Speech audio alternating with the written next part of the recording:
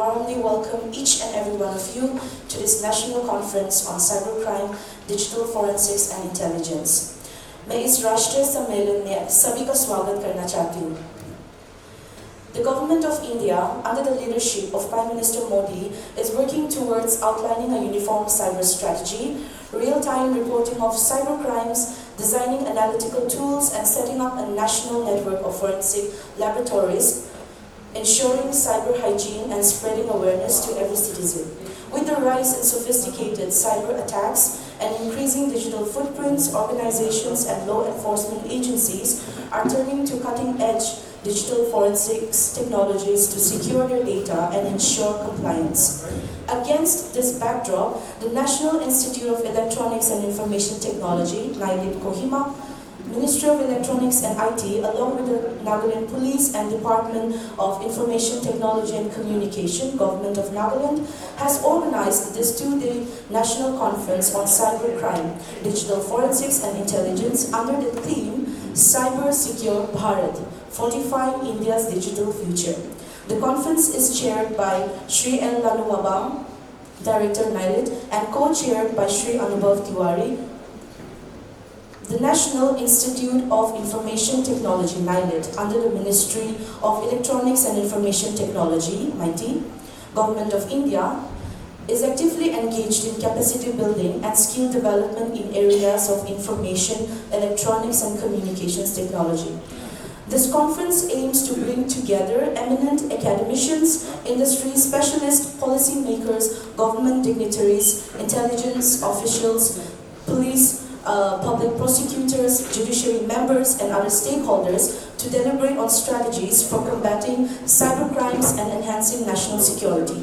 As we all know, the digital landscape evolves rapidly, so do cyber threats.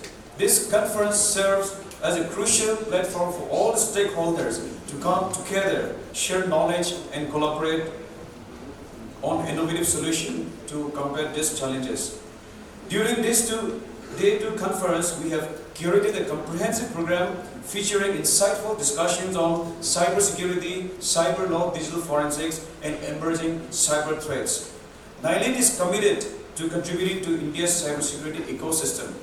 NILIT Kohima set up the first R&D cyber forensic lab in the state in 2010, supported by MIT, Government of India, and has since been imparting trainings to law enforcement agencies and young aspiring professionals, providing cybercrime investigation and forensic analysis services in the state and some neighboring states.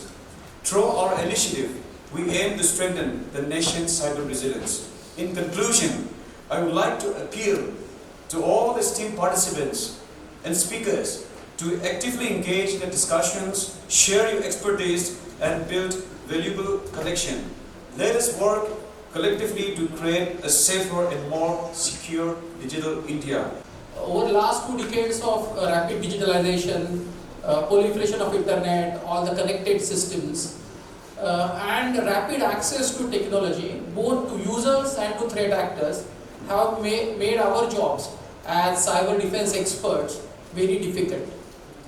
While a lot of us are still debating use of advanced technology in cyber defense, whether it is AI, whether it is quantum, and many other new age technologies.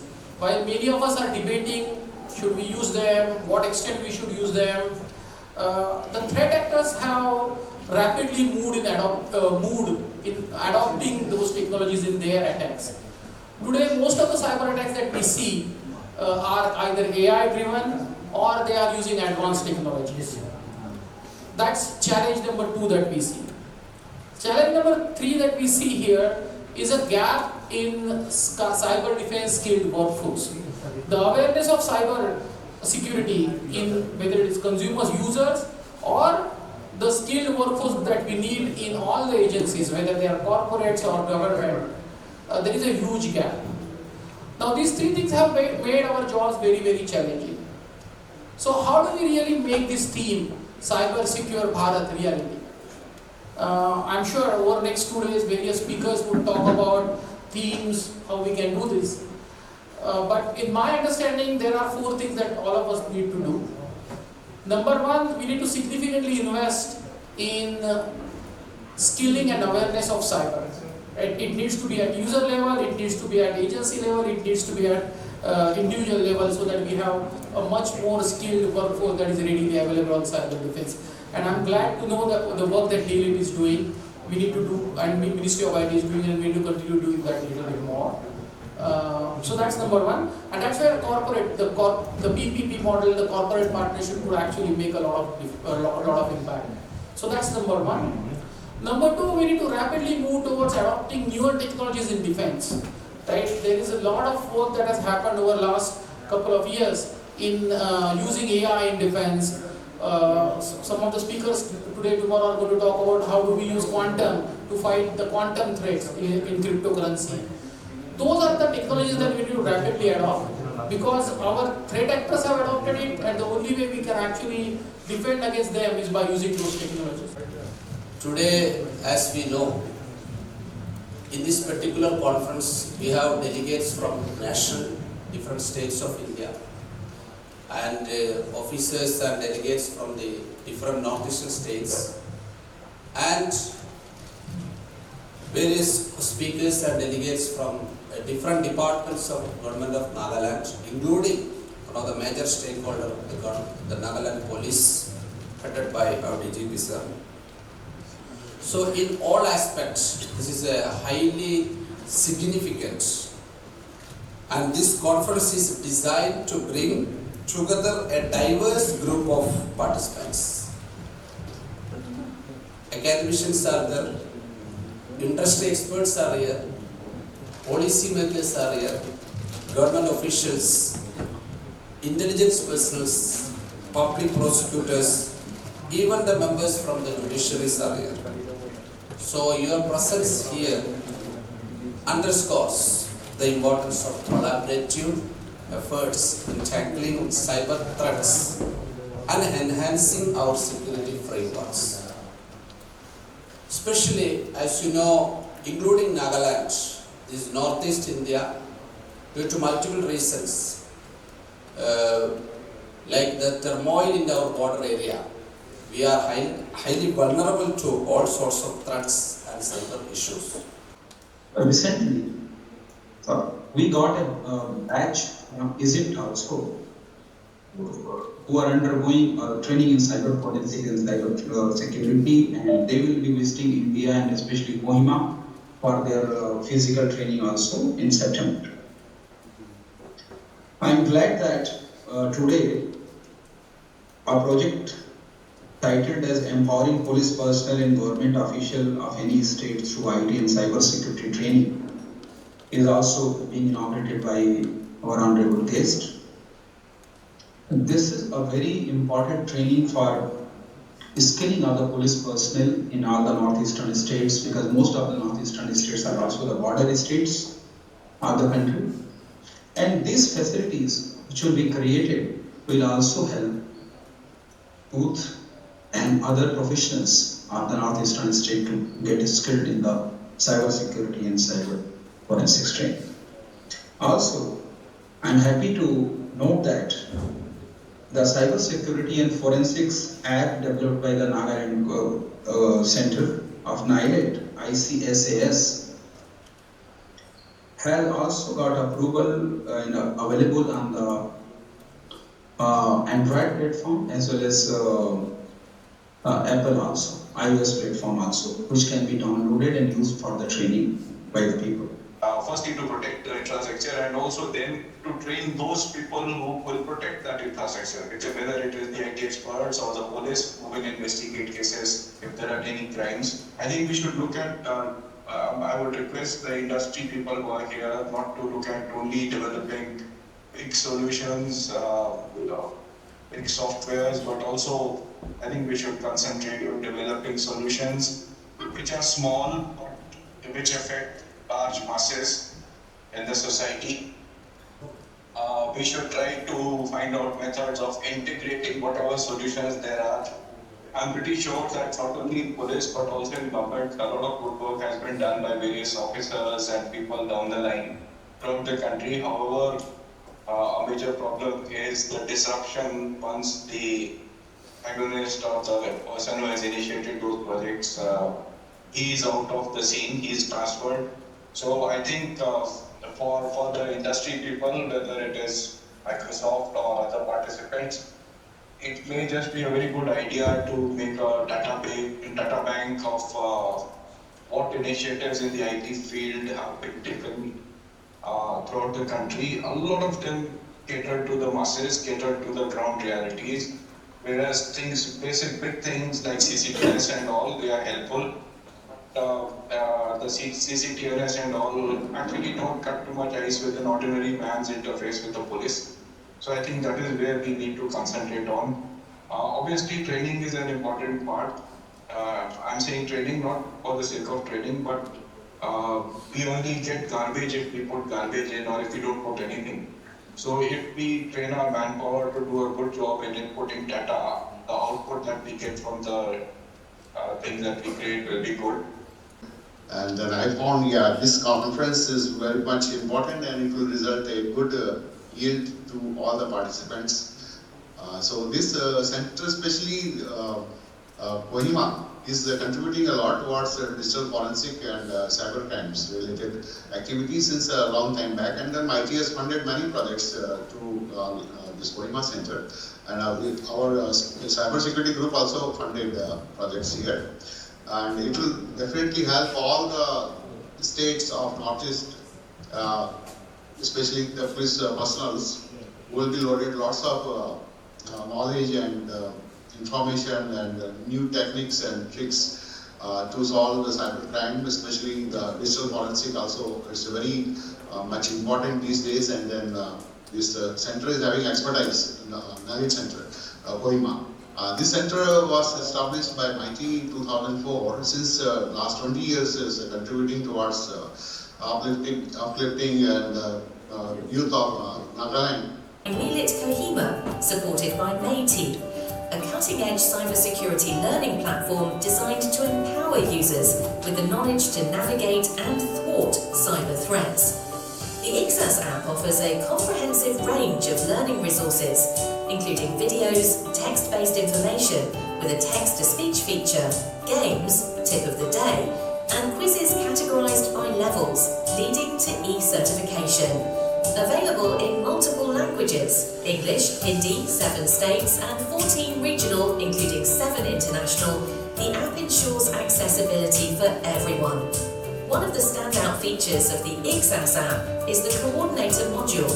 Equipped with AI-based live face detection and recognition for attendance tracking.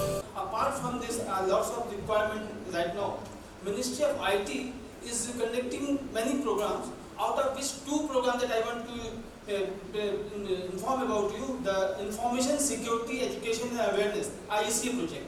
This is a very important project. For this project, Government of India is investing lots of money.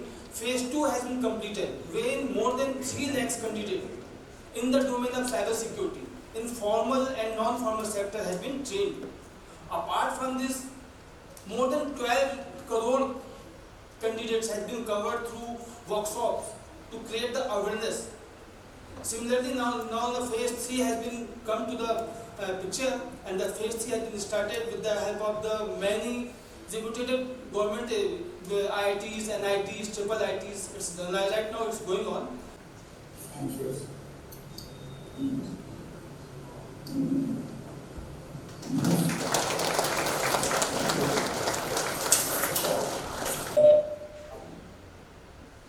Present with you. Can you hear me? Am I audible? Yes. It's a great pleasure for me to be present here virtually. It's a great pleasure for me to be present here virtually. Is it echoing? Yes, sir, we can hear you.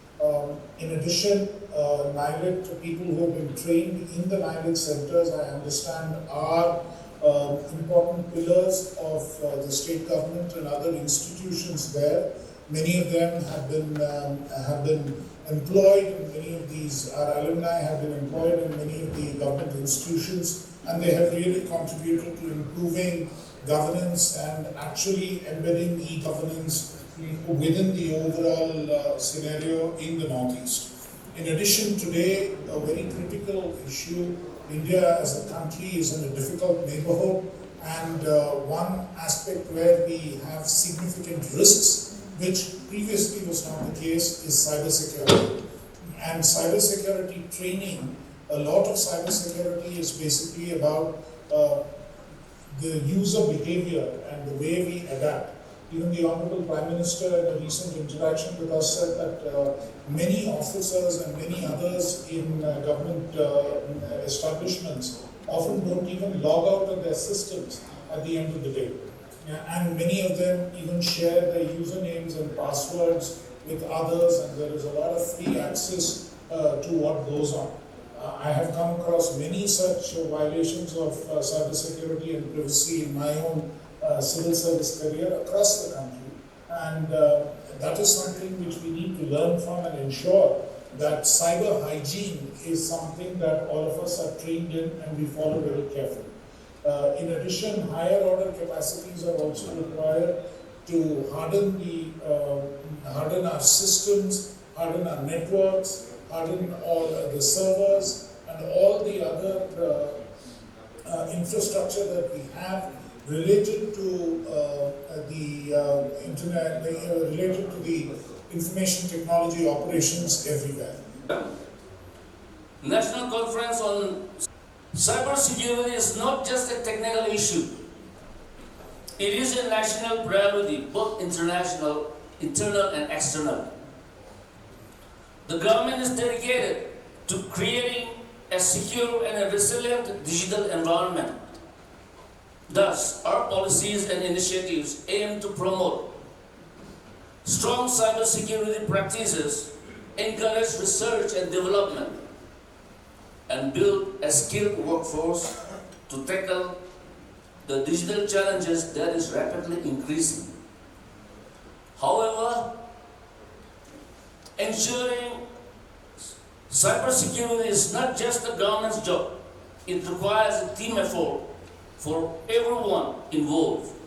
Industry leaders, academia, civil society must all work together to create a secure and trusted digital environment. Public-private partnerships are essential to drive innovations and enhance our cyber defense capabilities.